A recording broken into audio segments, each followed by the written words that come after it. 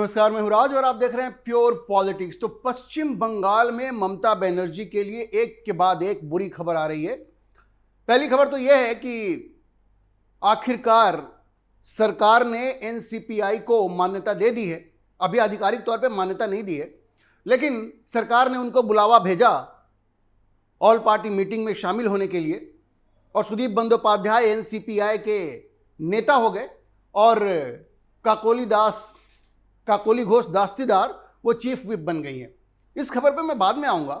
ये ममता के लिए बुरी खबर तो है ही, लेकिन उससे पहले मैं आपको ये बताऊं कि अभिषेक बनर्जी के ऑफिस को जिस तरह से वहां पे ढा दिया गया है, उससे यह पता चलता है कि ममता बनर्जी का पूरा जो भौकाल वहां पे था वो भी ढह गया। अब कभी किसी ने सोचा नहीं होगा कि अभिषेक बनर्जी के ऑफिस को इस तरह से ढहा जा सकता है। जो उनका भौकाल वहां पे हुआ करता था, जो उन्होंने सब कुछ वहां पे बना के रखा था कि हम ही हैं तो बंगाल है, शुभेंदु अधिकारी ने बड़ा स्पष्ट कर दिया था कि भाई अब ये नहीं चलेगा कि कोई यहां का राजा है।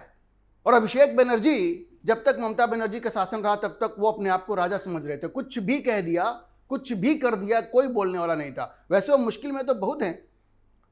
चुनाव से पहले जो उन्होंने भाषणबाजी की थी, उसमें उनको वॉइस सैंपल देने के लिए भी कोर्ट ने कह दिया है, वो उनको देना ही पड़ेगा और उसमें उनका फंसना बिल्कुल तय है, जेल जाना भी तय है। लेकिन अब जो जनता की नज़रों में जो इमेज बनी होती है वो भी धीरे धीरे ढह रहा है, और ये जो ऑफिस ढहा है उसके साथ तो उनकी इमेज भी ढह गई है।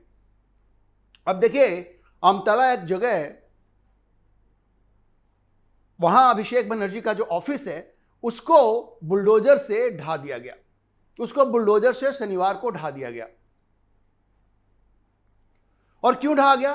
क्योंकि वो गैर कानूनी तरीके से उसको बनाया गया था। उसका जो बिल्डिंग प्लान था उसका अप्रूवल नहीं था, जो कानून थे, जो नियम थे, उसका घोर उल्लंघन था। तो इस बिल्डिंग को ढाहने का कार्यक्रम शुरू हो गया शनिवार की सुबह में, और वहां पे भारी संख्या में पुलिस और सेंट्रल फोर्स वहां पे पहुंच गई, क्योंकि ये तो गुंडे लोग हैं। ये भी हो सकता था कि वहां पे कोई कानून व्यवस्था की स्थिति पैदा हो जाए, तो उससे निपटने के लिए भारी संख्या में वहां पे पुलिस और वहां पे अर्धसैनिक बल, उन सबों को तैनात कर दिया गया था। और कोई चूंचा नहीं बोला, कोई चूंचा नहीं बोला। दोपहर में कम से कम 3 बुलडोजर वहां पहुंचे और इनके ऑफिस को ढा दिया गया। तो ये लोग जो कहा करते थे कि हम बंगाल में ये योगी का बुलडोजर नहीं चलने देंगे, तो बंगाल में योगी का बुलडोजर चल रहा है। और खुद अभिषेक बनर्जी का ऑफिस उसका शिकार बन गया है। उनके ऑफिस को ढा दिया गया है। अब सोचिए कि इनके जितने गुर्गे वहां पे हैं बंगाल में, जितने गुर्गे हैं जो वहां गुंडागर्दी कर रहे हैं, अब तो चलिए गुंडागर्दी नहीं कर पा रहे, लेकिन मन में सोचते होंगे कि भाई हमें कभी तो मौका मिल जाएगा। वो नहीं होने वाला है। अगर तुमने कोई भी गलती की, और खास करके अगर तुमने किसी की जमीन हथिया ली है गलत तरीके से, या सरकार की जमीन पे तुमने गलत तरीके से अपना घर बना लिया है, ऑफिस बना लिया है, तो शुभेंदु अधिकारी तुमको छोड़ने वाले नहीं है। बाबा का बुलडोजर बंगाल में भी चलेगा।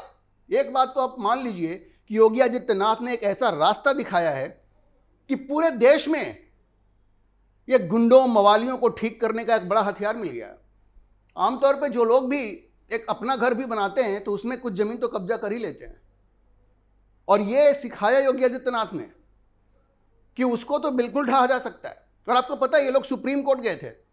सुप्रीम कोर्ट में जाकर के कहा कि भाई ये आपने कहा था कि बुलडोजर चलाना ठीक नहीं है। अगर किसी पे कोई मुकदमा है, अगर अपराध का कोई मुकदमा है, तो सरकार जो जाकर के बुलडोजर चला दे रही है वो ठीक नहीं है। तो सुप्रीम कोर्ट ने कह दिया बड़ा साफ साफ कि भाई बुलडोजर तो चलेगा, क्योंकि अगर आपने जमीन को गलत तरीके से कब्जा किया हुआ है, ठीक है, तो उस पर तो बुलडोजर चलेगा, सरकार को अधिकार है। और सुप्रीम कोर्ट ने मामला सुनने से इनकार कर दिया और कहा कि अगर कोई ऐसा केस है जहां पे आपको लग रहा है कि गलत तरीके से बुलडोजर चला है, तो आप हाईकोर्ट जाइए। हाईकोर्ट में जा करके और वहां पे अपनी बात रखिए कि भाई इस केस में गलत तरीके से बुलडोजर चला है। तो यहां तो गलत कुछ नहीं है। अभिषेक बनर्जी का ये जो बिल्डिंग है वो गैर कानूनी था, गैर कानूनी बिल्डिंग था, इसलिए उसको ढा दिया गया। तो अगर तो वो कोर्ट में भी जाते हैं तो उनको कोई रिलीफ बिल्कुल नहीं मिल सकती।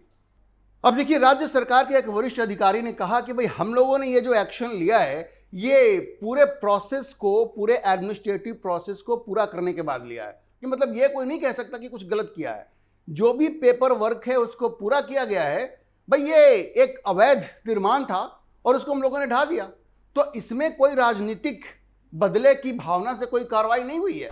और देखिए, ये अमतला जो जगह है वो अभिषेक का जो लोकसभा कॉन्स्टिट्यूएंसी है डायमंड हार्बर, उसी में आता है। तो इनका ये जो भौकाल था कि हमने एक डायमंड हार्बर मॉडल शुरू किया है, उस मॉडल को कोई चैलेंज नहीं कर सकता, तो शुभेंदु अधिकारी ने कहा कि सबसे पहले इसी को चैलेंज करते हैं। और डायमंड हार्बर मॉडल को ही चैलेंज करते हुए डायमंड हार्बर में ही अभिषेक बनर्जी के इस ऑफिस को ढा दिया गया। 3 बुलडोजर ने इनके ऑफिस को ढा दिया। आप समझ लीजिए कि इन लोगों ने गुंडागर्दी जो शुरू की थी, इनकी कॉन्स्टिट्यूएंसी में ही इनको सबक सिखाया गया है।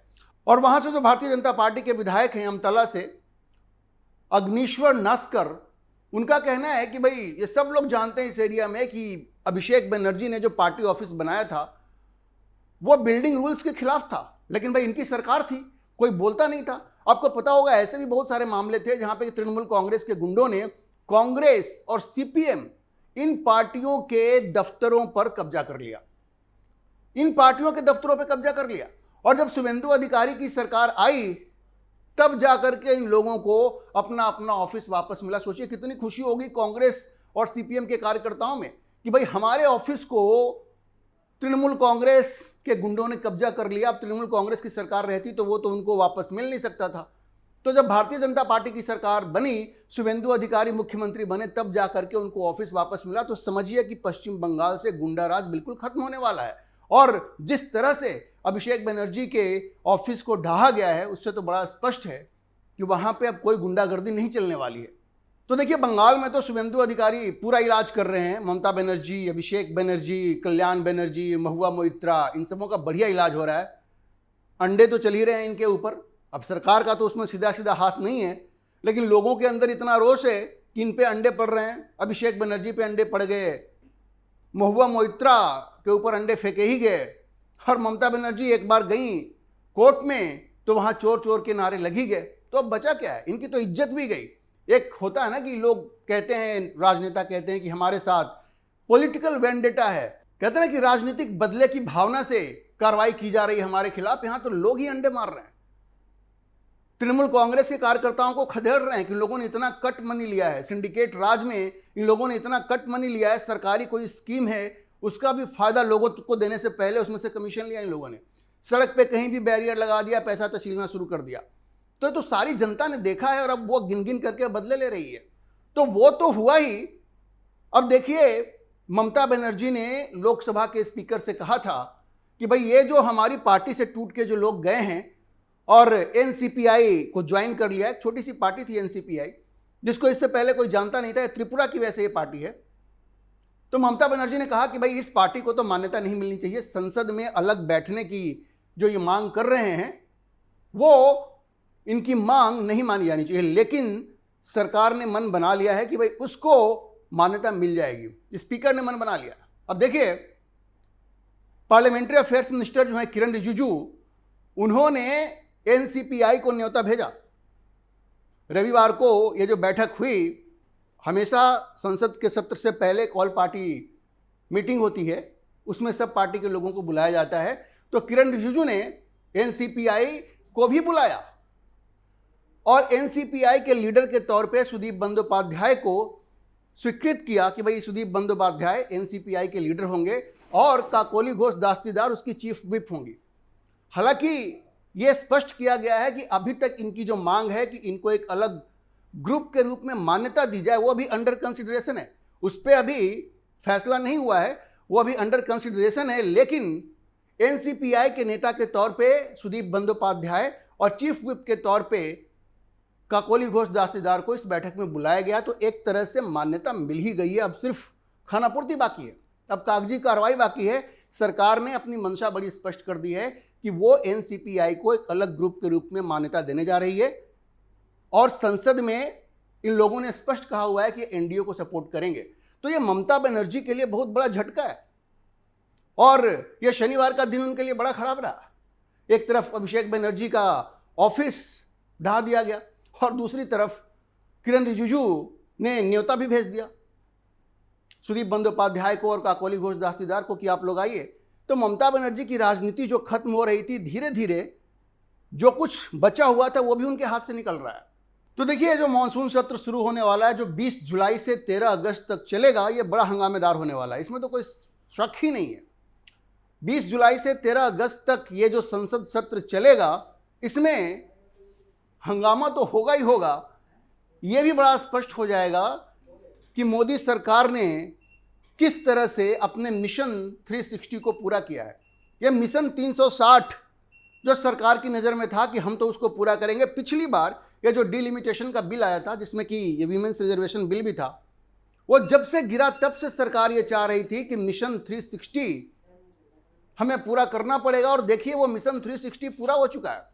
37 सांसद अब तक, उसके बाद, उस बिल के बाद 37 सांसद तो एनडीए को एक तरफ आ चुके हैं, वो फॉर्मली उधर छोड़ करके इधर आ चुके हैं। उसके बाद आप देखिए, डीएमके से बातचीत चल रही है। डीएमके ने बड़ा स्पष्ट कह दिया है कि अब हम बिल के आधार पे अपना समर्थन तय करेंगे कि सरकार को समर्थन देना है कि समर्थन नहीं देना है।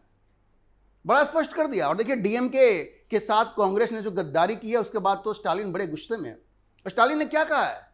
स्टालिन ने कहा कि भाई, तुमने ये 2 दशक का हमारा जो साथ था वो तुमने टीवीके के लिए छोड़ दिया, तुमने टीवीके में अपना मंत्री बना दिया, तो अब हम और तुम साथ साथ नहीं चल सकते। डीएमके ने लोकसभा स्पीकर को लिख दिया है कि भाई हम अलग बैठेंगे, और अब वो अलग बैठेंगे। और ये भी कह दिया है कि अब मेरिट के आधार पे हम सरकार के बिल का समर्थन करेंगे। तो देखिए, डिलिमिटेशन बिल में सरकार से इनकी अपेक्षा ये है कि जो 50% सीट बढ़ाने की बात सरकार कर रही है, अगर वो लिखित रूप में इस चीज को कर देती है, उस बिल में अगर अमेंडमेंट करके ये मेंशन कर देती है कि 50% सीटें हर राज्य सरकार की बढ़ेंगी या हर राज्य की बढ़ेंगी, तो फिर कोई समस्या नहीं है। तो ऐसे में डीएमके के जो 22 सांसद हैं, उनका समर्थन भी सरकार को मिलेगा। और फिर शरद पवार तो बड़े शातिर व्यक्ति हैं, एनडीए में आने के लिए बेकरार हैं, क्योंकि उनके सांसद उनको धमकी दे रहे हैं कि या तो एनडीए में शामिल हो जाओ या फिर हम अपना खेल कर देंगे, एनडीए को समर्थन दे देंगे।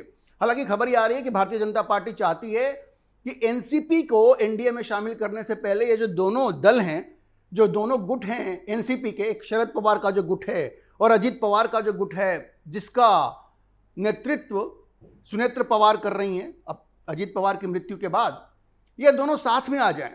लेकिन वहाँ थोड़ी समस्या है। सुनेत्र पवार को ये डर है कि भाई, अगर मर्जर हो गया तो शरद पवार तो हमारी चलने नहीं देंगे, और उनके बेटे पार्थ पवार, वो, उनको ऐसा लगता है कि उनकी जो राजनीति है वो थोड़ी कुंद हो जाएगी। तो ये समस्या है। लेकिन भारतीय जनता पार्टी दोनों के बीच में बातचीत कर रही है, समझौता कराने की कोशिश कर रही है। अभी आपने खबरें देखी होंगी कि जयंत पाटिल जाकर के देवेंद्र फडणवीस से मिलते हैं। अच्छा, उसके बाद खबर ये आई कि पार्थ पवार गए मिलने देवेंद्र फडणवीस से और कहा कि हमारी पार्टी के जो नेता हैं तटकरे और प्रफुल्ल पटेल, वो आकर के आपसे मिले हैं, तो आपसे क्या बातचीत हुई? तो खबर यह है कि देवेंद्र फडणवीस ने कहा कि आपको नहीं बताएंगे, आपकी माता जी को हम बता देंगे। आप अभी इस स्थिति में नहीं है, इस लेवल पे नहीं है कि आप सीधे सीधे हमसे सवाल पूछ सकें। तो देवेंद्र फडणवीस ये कोशिश कर रहे हैं कि सुनेत्र पवार और शरद पवार के बीच में कोई समझौता हो जाए और दोनों पार्टी मर्ज हो जाए, और तब जा करके इनको एनडीए में शामिल किया जाए। अगर वो ना भी हो तो शरद पवार के जो 9 सांसद हैं वो एनडीए के साथ तो हैं ही। तो आप समझिए कि पूरा खेल ऐसा चल रहा है, और जो दूसरी छोटी छोटी पार्टियां हैं, अब उनके सामने कोई ऑप्शन नहीं है।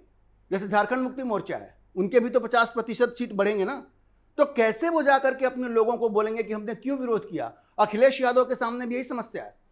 50% सीट बढ़ने का मतलब है कि उत्तर प्रदेश की संख्या संसद में 80 से बढ़ के 120 हो जाएगी, और समाजवादी पार्टी ये कह रही है कि हम कैसे विरोध करें। तो ऐसा सिचुएशन बन रहा है। मोदी और शाह ने ऐसा गेम खेला है कि पूरा विपक्ष चारों खाने चित्त हो गया है। ममता बनर्जी की जो स्थिति हो रही है वो तो है ही, संसद में यह सीन बन रहा है कि मिशन 360 मोदी और शाह ने पूरा कर लिया है। और जहां तक ममता बनर्जी की बात है, इनकी स्थिति तो बंगाल में खराब हो ही रही है, संसद में भी अब इनका कोई नाम लेवा नहीं बचेगा। ले दे करके राज्यसभा में 9 सांसद बचे हैं, वो भी बहुत जल्द इनको छोड़ करके मोदी सरकार की तरफ जाएंगे। बस आप इंतजार कीजिए। ममता बनर्जी ने अपनी राजनीतिक जमीन खो दी है, उनकी राजनीति खत्म हो गई है, और ये सब कुछ सिर्फ इसलिए हुआ कि उन्होंने अभिषेक बनर्जी के मोह में पड़ करके खुद को धृतराष्ट्र बना लिया, और इसका उन्हें गंभीर खामियाजा भुगतना पड़ा है। तो ये सब के लिए एक सबक भी है कि अगर अपने पार्टी में वंशवाद चलाओगे, धृतराष्ट्र बनोगे, तो तुम्हारा वही अंत होगा जो ममता बनर्जी का बंगाल में हुआ और उद्धव ठाकरे का महाराष्ट्र में हुआ। अभी के लिए इतना ही। हम इस खबर पर नजर बनाए रखेंगे और आपको अपडेट करते रहेंगे। इस विषय पर आप क्या सोचते हैं, अपनी राय कमेंट बॉक्स में जरूर लिखें। और अगर आपको वीडियो पसंद आया हो तो आप इसे लाइक करें, शेयर करें और हमारे चैनल को सब्सक्राइब जरूर करें।